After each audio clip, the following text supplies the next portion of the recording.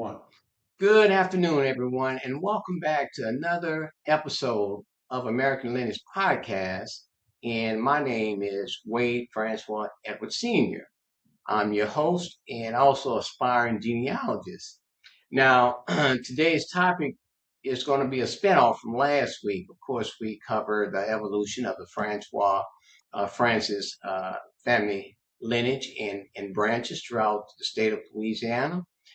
Today, we're going to just dig a little deeper into the 12 ways the Francois Francis lineage has been passed down. Now, to begin with, we're going to look at the three major errors. Of course, when you're doing genealogy work, things of that nature, everything pretty much start out historically. You know, we looking at timeline, the different laws. We're looking at the social daily activity, just different patterns to get a feel of how our ancestor was moving around before, during, and after slavery. Now, those three major errors for the Francois in terms of how their name was passed down and how they move around. The first one was before slavery, which is the colonial era. That's about 1700s. The second era was during slavery. We're looking at about the 1700 to 1865. And we know after the third one, after slavery, which was emancipation, that's 1865 to present. So those are the errors in terms of what happened to the Francois lineage and how the name was passed down. And of course, talking about last week, how the 12 Foundation, there are 64 parishes right now in the state of Louisiana. And I explained that briefly last week. It's a difference between parish and county by Louisiana having French and Spanish laws. They use the French law, which was Spanish. And if we look at those 12 foundational parishes where, let's focus also on what is lineage and what is a branch. Briefly, the lineage is going to be your direct bloodline to your ancestors. And branch is going to be, that's a separate group of descendant and your ancestors, but from the same ancestors. And that's what happened to the Francois. The early part, there was about 12 to 13 different groups of Francois, and they all broke off into the 12 major foundational parish. Historically speaking, I'm in the process of actually researching and going to get a chance to look into each one of these 12 parishes where the original Francois got started, and the pattern that made them move through the other 64 parishes in Louisiana, because right now there's a total of 64 parishes in Louisiana, and 12 of them, as I mentioned, that is the foundation or the core of how the Francois broke off from lineage to also branches, and most of them are independent, but yet the surname, there we go again, that name been around since the 1600, and over time that name was adopted. But let's look at a couple of ways, 12 ways that Francois Francis' name has been passed down. It's been passed down simply from father to children or son, from mother to daughter. And of course, from the plantation owner, the surname could have been adopted. It also been passed down through the French and English spelling challenges. A lot of time with that French laws being in effect back then in the colonial time. It was all about the spelling, and you had to really listen real hard and close on how that same name was spelled over the decades and century, because we dealt with French laws, French and Spanish laws at that time. Also, the name was passed around through church adoption, marriage record. Free people of color had the surname, guardianship, in adoption. Through military registration, that name was passed down to Francois, Francis. It's intertwined, interchangeable. It's the same uh, surname, a last name that goes back historically, as I mentioned, throughout the centuries. The name was passed down through Creole surname tradition, and of course, it was passed down through the census and legal documentation.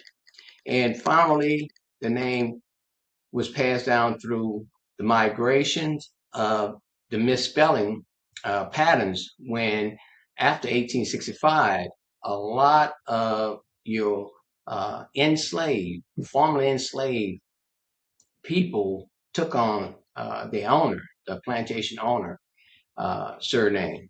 But historically speaking, that coincide with the 12 foundational parishes where you I'll be able to do deep individual research on these because these are the foundation core parishes from the beginning of colonial time up until now to do a deep dive research on the family name Francois and Francis lineage. And of course, those names in the parish are Orleans, the West Bank, Jefferson Parish, St. James Parish, St. John Parish, St. Charles Parish, Fourche Parish, Terrebonne. We look at Iberville or Iberville, depends on how you like it in terms of your pronunciation. Ascension Parish, Point Coupee Parish, Plaquemine Parish, and of course, Louisiana diaspora. That branch is where the Francois Francis lineage after 1865 or Emancipation Proclamation, a lot of your Francois, it's the same surname, but it's different branches, independent families that branched off to go to states all over the United States after 1865. And we talk about these states, Texas and Beaumont. That is Houston, also so many other states that they did, Florida. They also branched off into Maryland, New York, New Jersey. They did California, Mississippi, but you name it. That Francois Francis lineage has influence throughout the 64 parishes in Louisiana, and also come to find out it have influence throughout the United States, 50 states, 51, I think. 50, we have 51 states right now. Kind of losing track of my history. I'll be brushing up on that shortly too. But that name is synonymous, and it's a very, how can I say, historic, significant name throughout the world. Of course, it's based upon through the Roman Catholic influence. The Francois Francis name is based upon 6 of the 7 continents right now. In the different variation makes it stand out because for the English version, we say, of course, it's Francis, and the French European version, Francois. And then we have the Spanish, Francisco, and the German, Frank, and it's a variation. But anyway, the name was very significant back then, historically speaking, and it's also very significant right now because with the name, uh, you can look at it from a very religious standpoint. The Francois, which the name itself, Francois, meaning freeman or free people, and it's a religious spiritual name that was passed down, and that's how our family lineage was adopted through and was accepted through after slavery through that name. And it's very humbling, very gratifying knowing that you can be part of something like that, and you can pass that information on to, of course, your grandkids, and of course to family, friends. And my mission with the American Lineage Podcast is to, of course, help people reconnect with their lineage from all walks of life. Also to educate and help people preserve their family lineage. Now, I'm just getting started as an inspired, uh, you know, genealogist, but this is a calling, something that I basically would like to share with the world and plan on doing. I'm just in the process of right now just speaking on the podcast and allowing God to use me as a messenger. And one last other thing with the Francis lineage, every every can I say civilization as a humanity as a person, you had over so many years and so many decades and so many centuries, you have what we call an ethnogenesis. And that is when, for us, the Louisiana Creole French Black Francois, or for any other, race or ethnicity, we had a combination of mixed French and European ethnogenesis. Uh, we can start with, of course, France, Spanish. We had the Creole community, African community. We had indigenous community. We had it's like a bowl of gumbo, literally. And that's what I'm dealing with. It's very, how can I say it? It's very interesting, very impactful. What I'm doing in terms of my family name and lineage, but it's very significant because you also have some of the most influential figures off the top of my head that has that name. I know there was a king, King Henry Francois the First. You had two president who's the Francois. You have this the famous movie director Coppola, Francis Coppola. He's the one that made The Godfather. You even have the gentleman who started, he authored the Star Spangled Banner. He's tied in with the Francois Francis lineage. So there you have it, just kind of giving everyone, overview of how, my family name was adopted, how it was passed down over the years, and the major part that got it all started, the major part was through the Roman Catholic Church. And the gentleman that actually got it started, his name was Giovanni Borlanato, if I'm pronouncing it right. And he was born and raised over there in Italy, France, come from a wealthy, well-off family, things of that nature.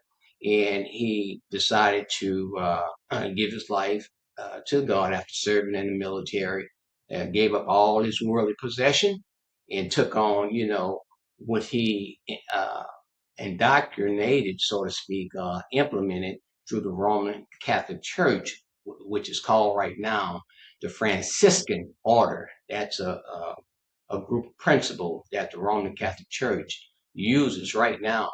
And by him starting that by the grace of God, he was, of course, a saint. He was canonized through the Vatican, and he's the one that initially, Saint Francis of Assisi, Roman Catholic Church, and one other person that we all might know, but recently passed a few years ago, Pope Francis, took on all of his, the founder of the Francois Francis lineage, took on all of his ideas and principles, and that's why he named himself after Francis, Pope Francis. It's not his birth name, but that name right there, once again, the Francois Francis is very universal, very impactful, and it's a brand name that is very trustworthy, been around and been established, institutionalized. It's been also used for education, all form of life. But the main thing, it's a religious, it's a